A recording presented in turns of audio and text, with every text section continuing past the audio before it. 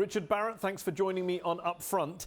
In recent weeks, ISIL has claimed to have brought down a Russian airliner. It's bombed Beirut and, of course, it's attacked Paris. What is their strategy here, in your view? Are they trying to bait their enemies, the Western governments in particular, into overreacting, into sending in ground forces? Or is this them lashing out? Is this them saying, you better not come after us? Which of the two do you think it is? Yeah, I think that's an interesting question. I think it's probably a combination of those things, and maybe more than that even, because I think one thing the Islamic State wants to do constantly is to demonstrate its power, that it can withstand attacks, that it is a real state, it's a real entity, and so on.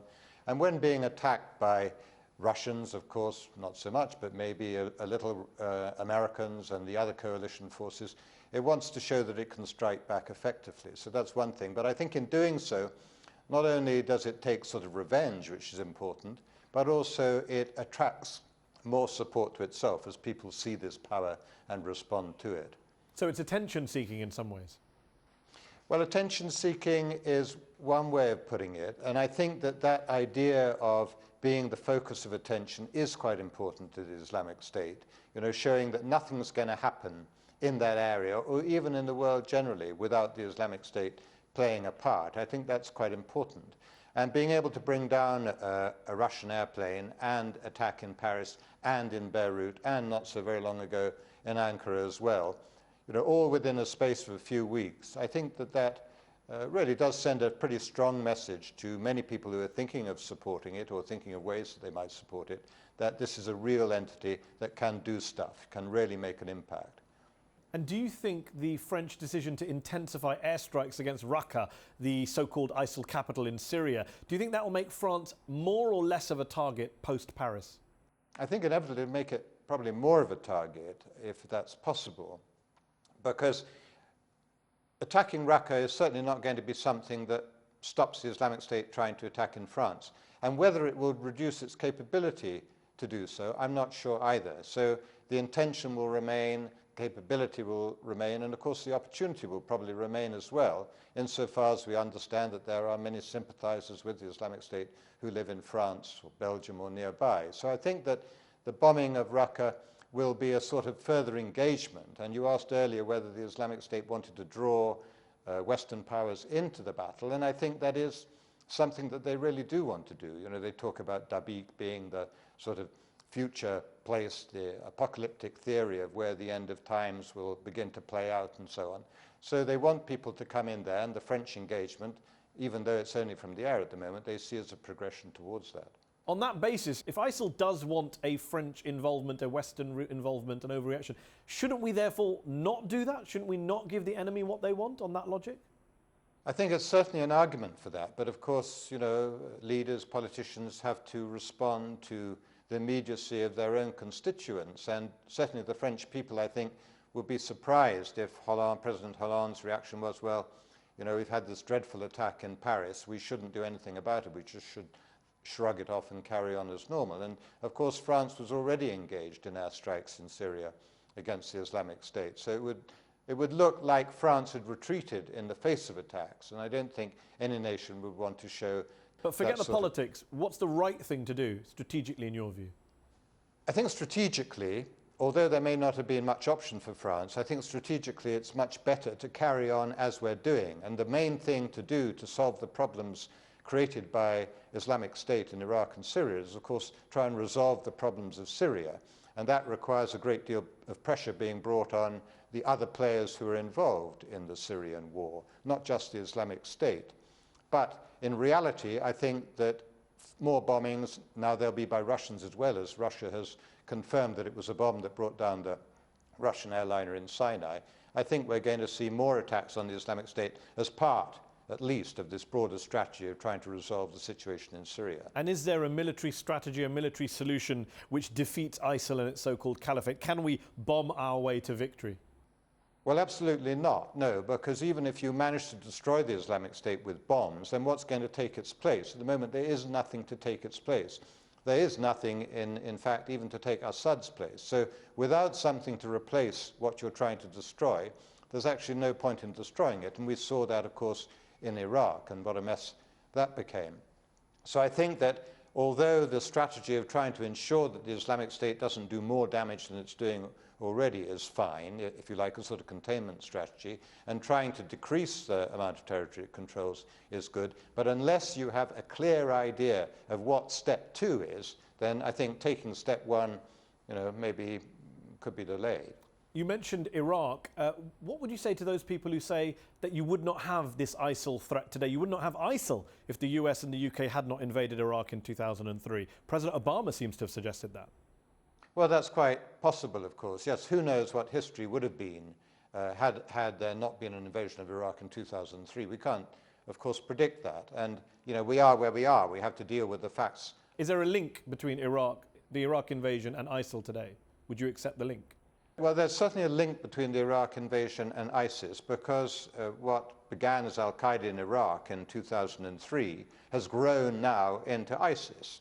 There's a clear linear progression from one to the other. Abu Musab al-Zarqawi, who started al-Qaeda in Iraq, is, if you like, the founding father and the great hero of the current Islamic State, so-called. So there's a very, very clear link, and it never went away.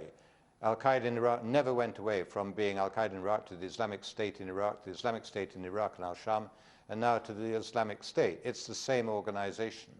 We hear a lot in recent days about this idea of a grey zone, of Muslims living comfortably as Muslims and as Europeans, as Americans, as Canadians. How much do you think this Paris attack in particular was about disrupting that grey zone, of sowing division within multiracial, multi-faith societies, about provoking a so-called clash of civilizations? The whole point of terrorism, I believe really, particularly the form of terrorism we're seeing in Syria, is to force people off the fence. You have to take sides. You're either with those people or you're with us. And that polarization of society is a very important element of the Islamic State strategy. It does it, of course, in a sectarian sense between Shia and Sunni, and it's also trying to do it in a broader religious sense, community sense, between Muslims and non-Muslims. And so what happened in Paris, I think, has eroded the grey zone even more, and they will continue to do things to try and make that a narrower and narrower fence for people to be able to sit on. The US government's own figures suggest that the number of deaths globally from terrorism has gone up by 4,500% between 2002 and 2014. Many would say that's clear evidence that the so-called war on terror has been a complete failure. Well, indeed, yes, but then it depends what you talk about terrorism, because I think terrorism is also called insurgency. Insurgency is also called terrorism. And in many states, weak states now, face these insurgent movements. And I think it's because it's come to a head in our age that people who are disaffected, they feel disadvantaged, they feel alienated from the state, now have the opportunity to bind together to do something about it, or to try to do something about it. So you see in West Africa, in East Africa, in Central Asia, in South Asia, Southeast Asia, in Middle East, of course, and North Africa, and so on, so many groups now that want to take action, and they can meet with one another, they can recruit together, helped, of course, by social media and so on, to be able to build a force which can actually do something. But my question is, has it actually been helped by the approach of Western governments? Was the so-called war on terror the right way to go about doing things, or has it exacerbated these threats you mentioned? Well, the war on terror, if you're talking about the war on terror as being what happened in Afghanistan and Iraq, they probably have been helped ultimately by that, because it has polarized communities, yes. But if you look at it more broadly, I think you would say that weak governance, poor governance, discrimination, lack of opportunity, alienation, things like that, have done more to help terrorism. And that, of course, is a factor very much within the countries where we see terrorism today. And is it wise, in your view right now, for France and the US and the UK and others in the West to consider an alliance with Russia against ISIL, to consider an alliance with Russia and Assad against ISIL? Is that the right way to go about defeating ISIL, in your view? Well, I would rather doubt that, because you cannot necessarily bring all the enemies of ISIS together and say, well, that is a viable coalition. The thing is much more complicated than that. So everybody may see ISIS as a target and as something they would like to destroy, but people are doing that for different reasons. Assad because he wants to stay in power, Russia because they want more influence in the Middle East, America because it's concerned about attacks on its own interests, of course, and so on. So I think that binding together in the coalition, which is identified as a coalition, probably will not be a very good way to defeat ISIS. But everybody has to pull together to a certain extent, of course, against this enemy. One last question, Richard Barrett. How long do you think this quote-unquote war against ISIL will go on? How many years?